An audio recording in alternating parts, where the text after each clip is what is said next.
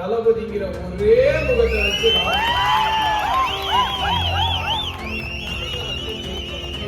சுப்பிரமணியன் ஒருத்தர் இருந்தாரு. அவர் எவ்வளவு திரும்ப ஓட்டு வாங்கினாரு? 14 ஓட்டு வாங்கினார்.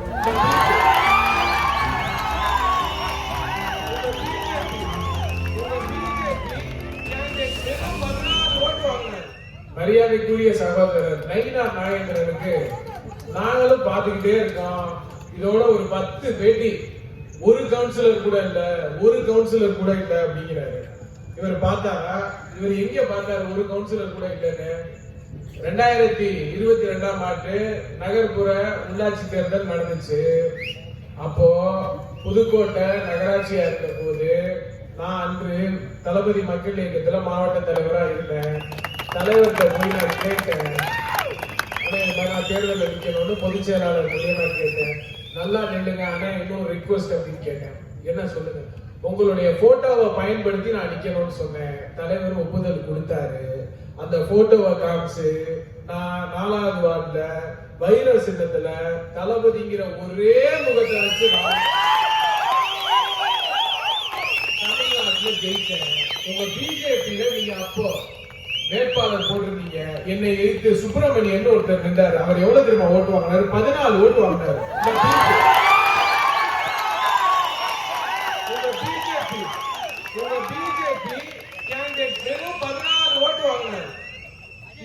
இப்ப போதுமா?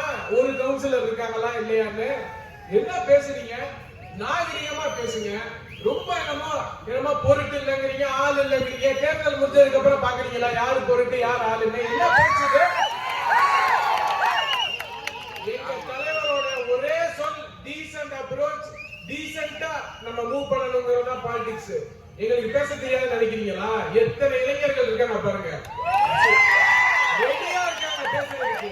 தலைவரோட ஒற்ற முகத்துக்காக பேசிட்டு இருக்கோம். ரொம்ப பர்சனலா பேசுறீங்க. வீட்டை விட்டு வரமாட்டேங்கிறான்னு சொன்னீங்க. இவரெல்லாம் நீங்க எங்க இருந்தீங்க? மாநில தலைவர் ஆனதுக்கு அப்புறம் தான் பேட்டியை பிடிச்சி ஏதாவது ஒரு கண்டென்ட் கிடைக்கணும்னா என் தலைவரை பத்தி தான் நீங்க பேசுவீங்களா? என் தலைவரை பத்தி பேசினாதான் உங்களுக்கு அந்த ஒரு லைம்லைட் கிடைக்குமா? நிறுத்திக்கங்க. இந்த கவுன்சிலர் ஒரு கவுன்சிலர் கூட இல்ல. இந்த டாபிக்கே விட்டுருங்க. இதோட நயினார் நாகேந்திரன் அவர்களே இதோட நிப்பாட்டிக்கங்க.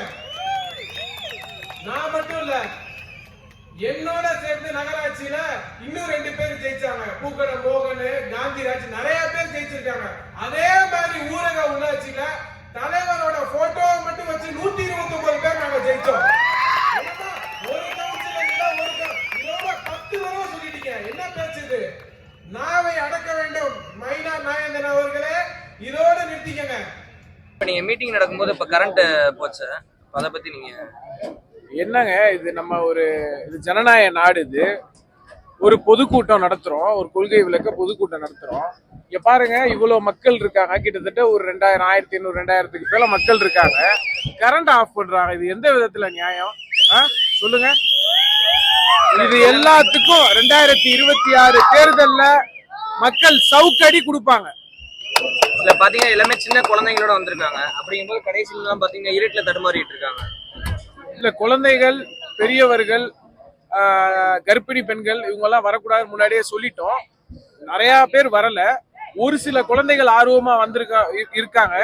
அதுக்குமே அவங்களுக்கு என்னென்ன சேஃப்கார்டு பண்ணணுமோ பண்ணி, ஆம்புலன்ஸ் முதற்கொண்டு எல்லாமே டாக்டர்ஸோட தண்ணி பாட்டிலு, ORS எல்லாமே ரெடியா வச்சிருக்கோம்.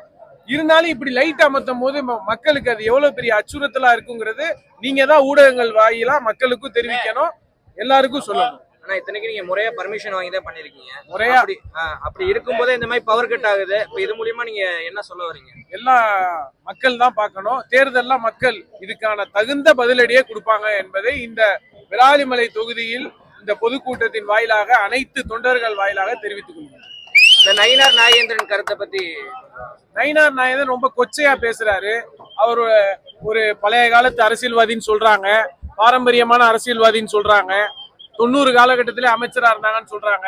அப்படிப்பட்ட ஒரு சீனியாரிட்டி அமைச்சரே இப்படி கொச்சையா பேசினா இது நல்லா இருக்குமான்னு பிஜேபி தலைமை தான் அவங்களை கூப்பிட்டு பேசணும், கண்டிக்கணும். மக்களும் அந்த தொகுதியில கண்டிப்பாங்க. அவர் எந்த தொகுதியில நின்றாலும் தமிழக வெற்றி கழக நிர்வாகிகள், தொண்டர்கள், பொதுமக்கள் அவருக்கு